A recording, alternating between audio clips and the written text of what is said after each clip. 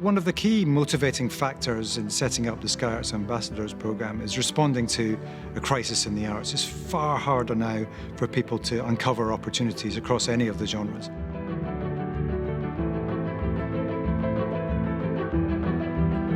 And in the writing category, we're very lucky to have the services of the wonderful, incredible Bernardine Evaristo, who set up her bursary scheme in collaboration with the Royal Society of Literature.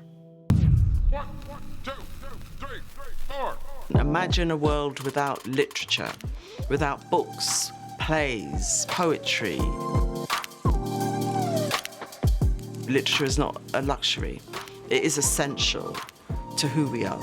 I wanted to create an opportunity for women of colour because traditionally we have been pretty much excluded.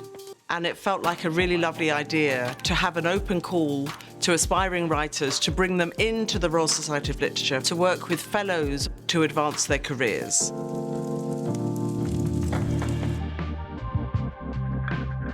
When I was first navigating this world, this space, I didn't know what I was doing. You know, I was kind of knocking on doors, trying to get information, but it's a very difficult industry to navigate. I've been writing for a long time and over the years been trying to get published, but actually I am an emerging artist because I haven't had a full-length piece of work published yet. Part of the inequality in the industry is to constantly contextualise your writers of colour as emerging, so you never really get them out of the lobby. And what Sky Arts RSL did was like, no, we want these writers to have careers, we want them to be successful. I think it's really important that everybody has a chance to participate in our literature culture. And sometimes that means setting up particular schemes that will open doors for people who have been traditionally excluded and underrepresented. When the writers are taken on as mentees, they are automatically networked into what the Royal Society of Literature has to offer. And that's a really important thing because you cannot really develop a career as a writer in isolation. You know, to be part of this club, you know, just to text the others on the programme and say it's been a really tough day or it's been a really long day, that's been really special. I think one of the obstacles for writers of colour is never to be the main artist, to always be the sidekick. When you work with your mentors, your work is given so much love and care that you feel like, oh, actually, I can be the main artist here.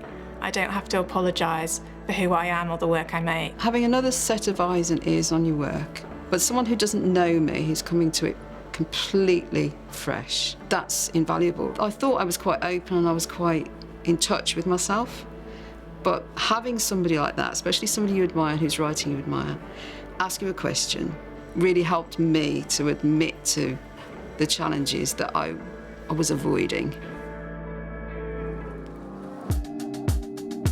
Hopefully more opportunities will come because we have that backing. We have Bernardine Evaristo's name behind us. We have the RSL behind us. I don't want to get too excited.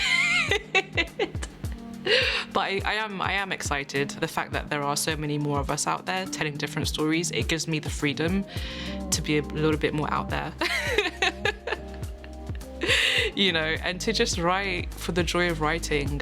Stories are the bedrock of who we are, and stories from communities that are underrepresented are really important to moving forward. I'm excited about how many new things that I feel like I can do now, whether that's film, TV or theatre, or helping other writers tell the stories they want to do and help produce them. I think it's made a huge difference and it's opened doors for me. 3 new agents have contacted me. Obviously, my profile is changing. And I think right at the beginning when I was interviewed, I said it would put me on a bigger stage. And I do think that that's what's happened. So I'm more visible.